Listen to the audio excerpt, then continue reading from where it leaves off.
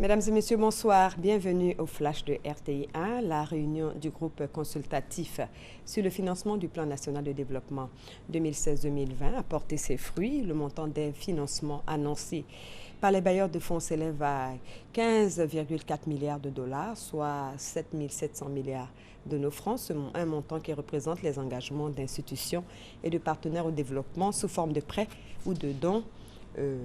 Qui a largement dépassé les prévisions qui étaient autour de 4 551 milliards de dollars. Nous y reviendrons.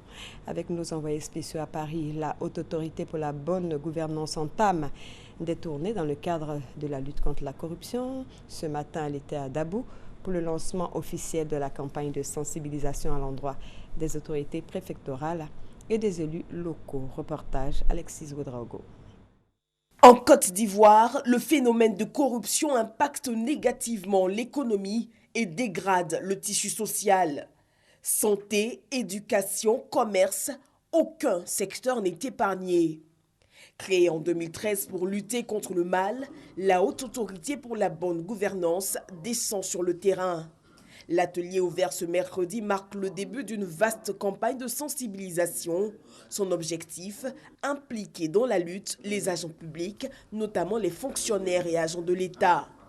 Au niveau de la participation dans la lutte contre la corruption, il y a des tests qui incombent à l'État et aux organismes publics. Il y a des tests qui incombent, c'est-à-dire des mesures dont la mise en place incombe le secteur privé.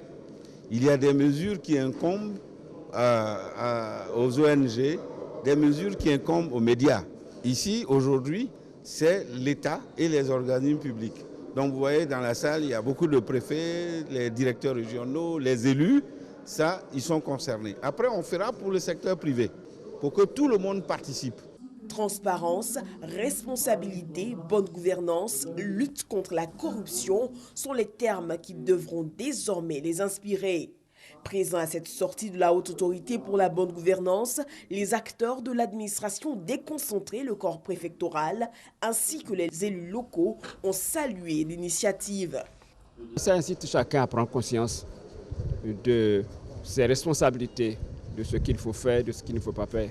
Des ateliers pour les autres groupes, secteurs privés, groupements de la société civile devront être tenus bientôt. Le programme de sensibilisation et d'éducation devrait être, lui, diffusé sur toute l'étendue du territoire en vue de motiver un réel changement de mentalité.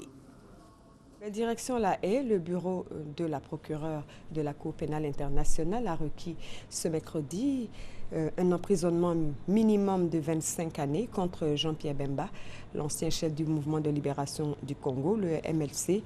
Le 21 mars dernier, la CPI avait reconnu l'ancien chef rebelle congolais coupable de 5 charges de crimes de guerre et de crimes contre l'humanité commis en 2002 et 2003 en Centrafrique en vertu de sa responsabilité du commandement. Et puis toujours à la CPI, le procès de Laurent Gbagbo et Charles Blé Goudé se poursuit et c'est la fin de la seconde journée d'audition du témoin à charge, Matt Wells, chercheur à Human Rights Watch. L'actualité au Nigeria est dominée par le retour en famille d'une des lycéennes enlevées il y a 2 ans à Chibok.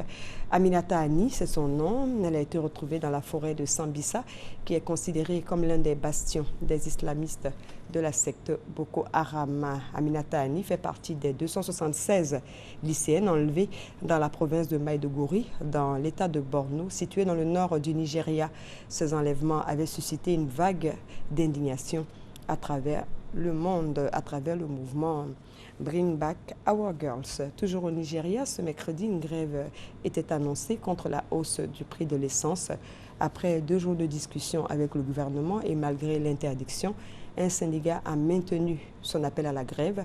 Le mouvement fait suite à l'annonce du gouvernement mercredi dernier de mettre un terme aux subventions sur l'essence. Et puis cette nouvelle journée de mobilisation hier, mardi, contre le projet de loi de réforme du Code du travail. Et là, on est en France, la 6e, un peu plus de 2 mois, pour réclamer le retrait du texte adopté sans vote en première lecture la semaine dernière, après un recours à la Constitution.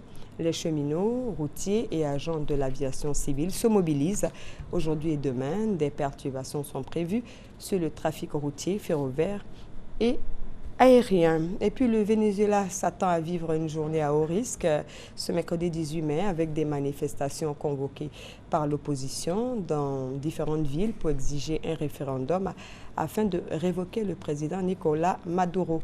L'opposition a appelé l'armée et la population à la désobéissance, tandis que le président Maduro a évoqué une fraude pour écarter le référendum qui le menace.